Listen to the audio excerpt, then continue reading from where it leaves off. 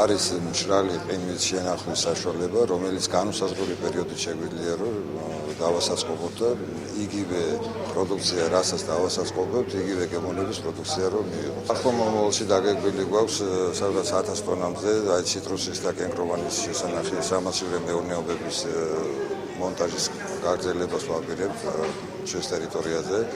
და ამჯერად ძალიან მისაღები ფასი იქნება ყველა გლეხისთვის, რომ დაასაწყობოს და შემდეგ რეალიზაცია გაუგრძელოს. სამომავლოდ ეს იქნება ციტრუსი, ეს იქნება სხვა პროდუქტები, რომლებიც ხილი და ბოსტნეული, რომელიც მოდის აჭარაში, მისი შენახვა და გარკვეულ პერიოდის შემდეგ რეალიზება, რაც გლეხისთვის და მომხმარებლისთვის იქნება მნიშვნელოვანი. მაქსიმუმ 1 კილოგრამის შენახვა, დიდ ყურძენი იქნება ეს, მანდარინი იქნება თუ სხვა 3-4 თვის განმავლობაში დაუჯდება გლეხს მაქსიმუმ ნარნახევარი და მაქსიმუმ 2 ლარი.